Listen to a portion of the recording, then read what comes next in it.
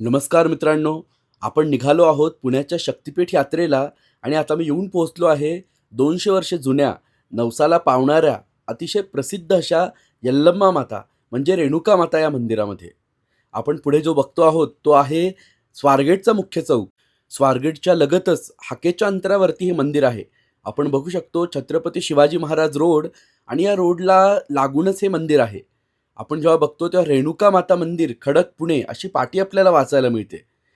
केवडे बंधूंचा प्रसिद्ध वडापाव याच ठिकाणी मिळतो आणि आपण जेव्हा वर चढतो तेव्हा आपल्याला आई जगदंबेचं सुंदर रूप दिसतं. ही आहे आई मातंगीची अतिशय जुनी 200 वर्ष जुनी अशी प्रतिमा.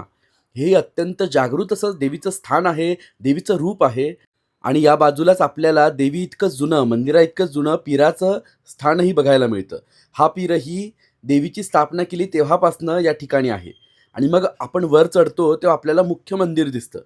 खोलीवजा ठिकाणी असलेलं आज हे मंदिर जरी आपल्याला नव्या रूपात दिसलं, तरी हे पेशवेकालीन आहे. 200 वर्ष जुनं आहे. ही आहे आई रेणुकेची, आई यल्लम्माची अत्यंत सुंदर, अत्यंत जागृत आणि नवसाला पावणारी मूर्ती. केवडे बंधूंच्या 9 पिढ्या आधी त्यांच्या घरातील एका सत्पुरुषांनी या देवीची स्थापना केली होती, या देवीचं आवाहन केलं होतं. त्या थोर देवी भक्ताच्या भक्तीला प्रसन्न होऊन देवी इथे स्थापन झाली आणि देवीचं महात्म्य असं की कुठलाही असाध्य रोग असू द्या, कुठलीही व्याधी असू द्या, जर ती आईच्या कानावर घातली आणि नवस केला, तर ती असाध्य व्याधी, तो रोग दूर होतो, असा हजारो भक्तांचा अनुभव आहे. ही आहे देवीची सुंदर अशी उत्सव मूर्ती आणि बाजूला मग आईचं मुख्य हे स्थान. पुण्यातील अनेक लोकांना देवीच्या या कृपेची प्रचिती आली आहे, अनुभूती मिळाली आहे.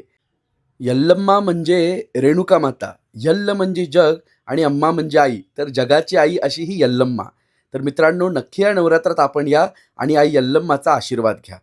जय भवानी, जय जगदंब. नमस्कार.